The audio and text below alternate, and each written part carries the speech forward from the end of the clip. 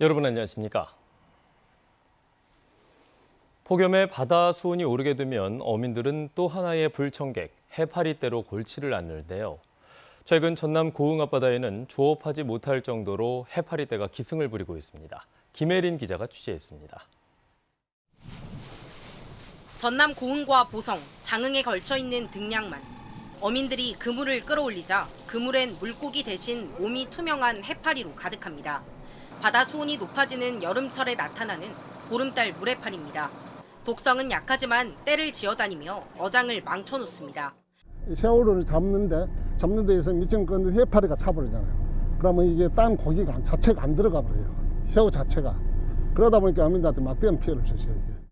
경남과 전남 해역에 보름달 물해파리 주의보가 내려진 건 지난달 23일. 어른 주먹만 했던 보름달물 해파리가 시간이 지나면서 손바닥만한 크기로 자라났는데요. 개체수도 점점 많아지고 있습니다. 많을 때는 100제곱미터당 2만 8천 마리까지 관찰되고 있습니다. 자치단체가 나서 매일 제거 작업을 벌이고 있지만 문제는 모자란 인력과 예산입니다. 예산이 너무 부족합니다.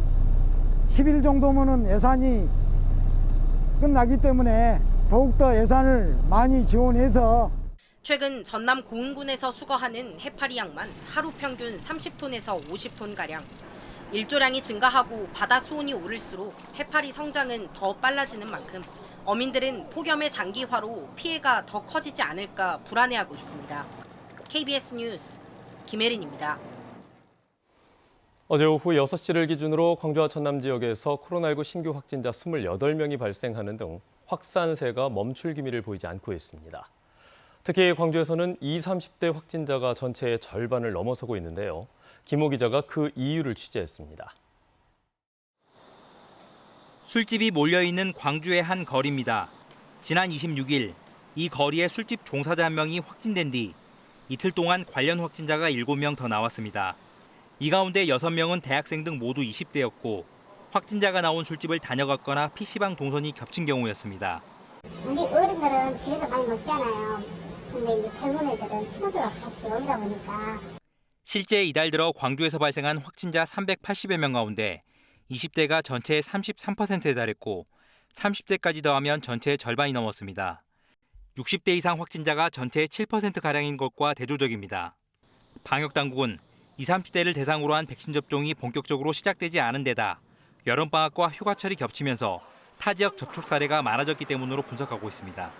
특히 젊은 세대의 경우 동선이 고정적이지 않고 방문 장소도 많아 동선 분석과 접촉처 파악에 시간이 지체되고 있습니다.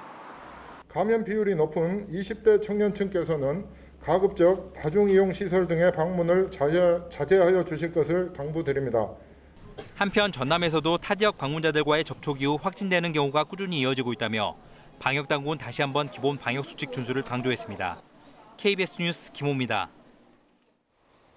히말라야 14개 좌를 완등하고 하산 중 실종된 김홍빈 대장의 장례가 산악인장으로 진행됩니다.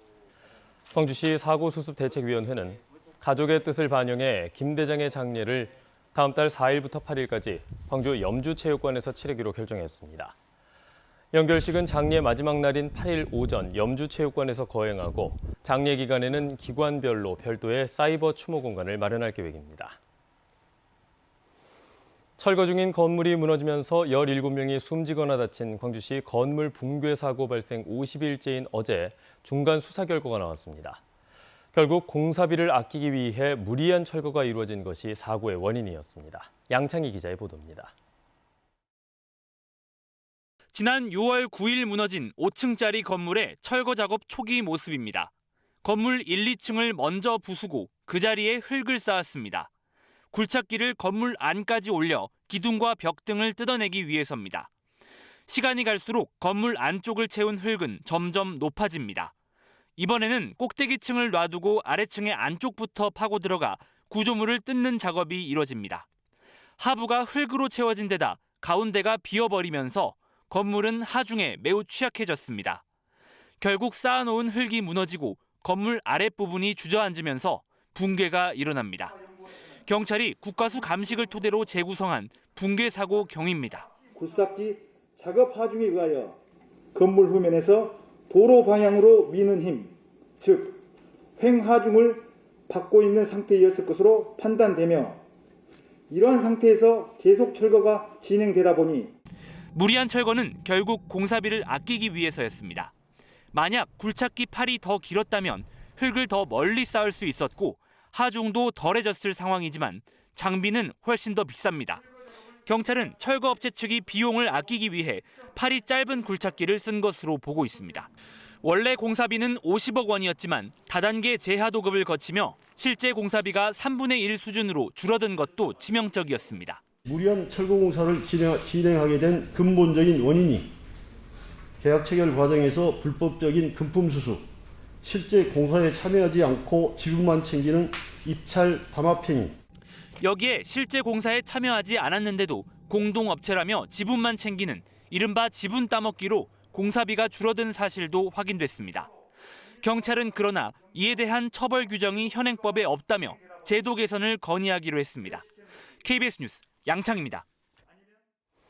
전남 지역의 대형 물류창고 대부분이 안전에 불량한 것으로 나타났습니다.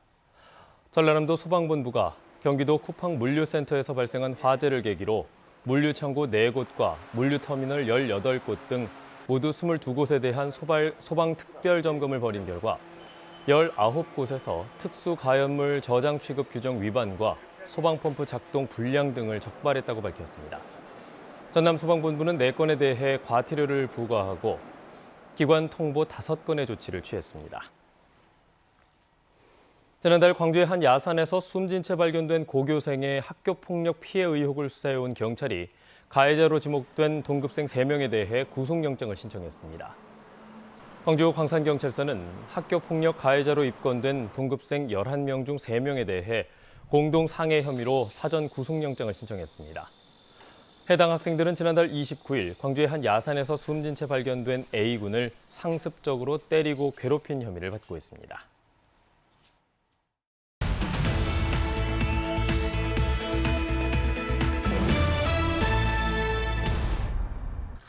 순천시가 추진해온 장애인식 개선 권분운동인 모두의 티켓 나눔운동이 일주일 만에 3천여만 원이 모금됐습니다.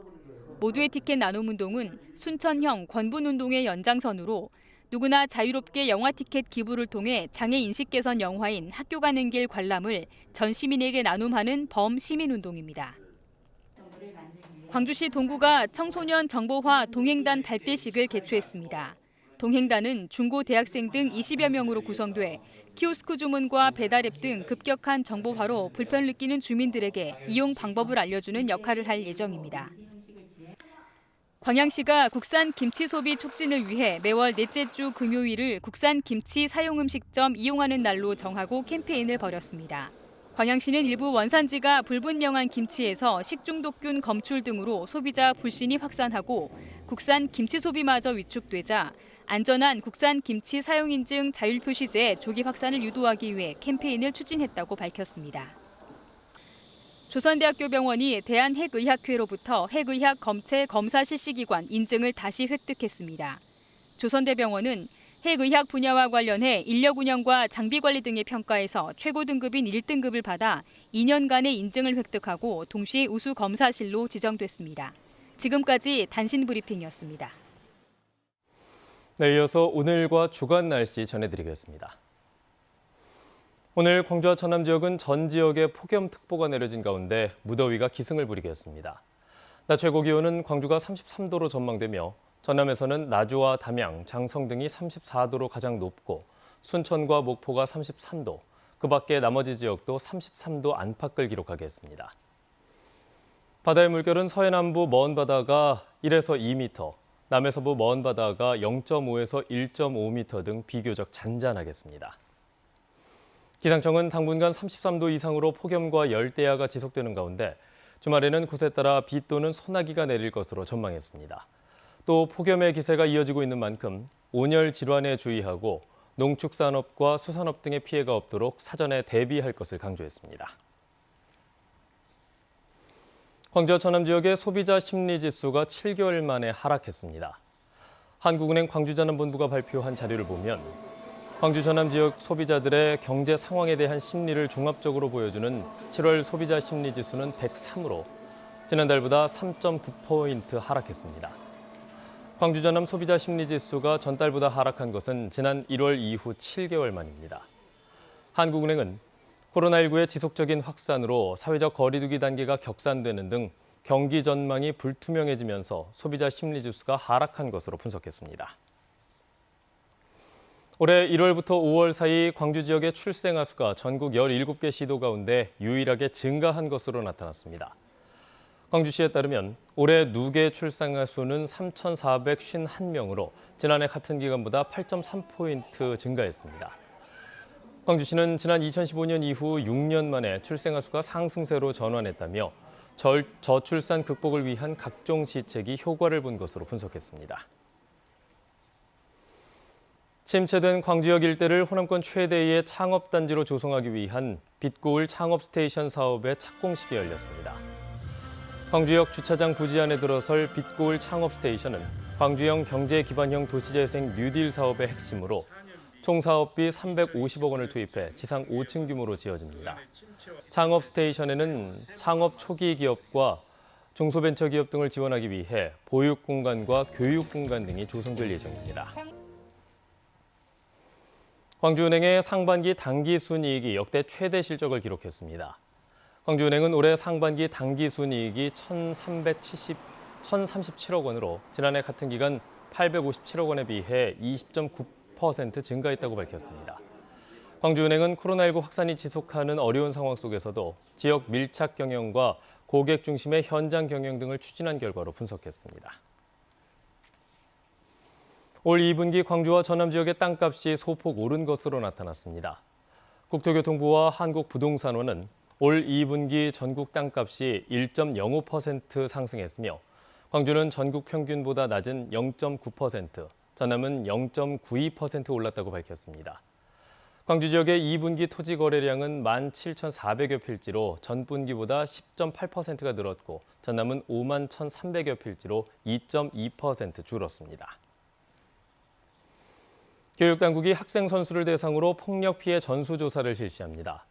광주시 교육청은 다음 달 27일까지 초, 중, 고 130여 곳의 학생 선수 1,900여 명을 대상으로 폭력 피해 전수조사를 조사할 계획입니다.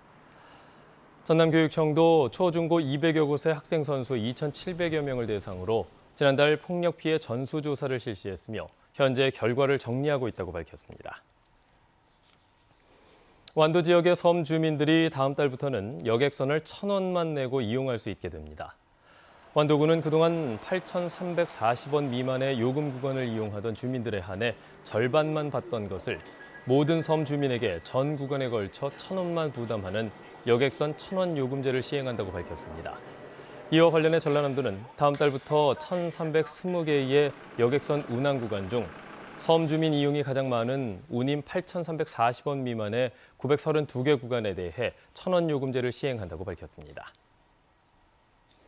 전남 지역의 수산 가공품 생산량이 증가했습니다. 전라남도가 집계한 자료를 보면 지난해 기준 수산 가공품 생산량은 모두 29만 7천 톤으로 2019년에 비해 8.6%가 늘었고 생산액 역시 1조 5천억 원으로 16% 증가한 것으로 나타났습니다. 전라남도는 미역의 양식 생산량과 가공업체의 증가로 수산 가공품 생산량이 증가한 것으로 분석했습니다.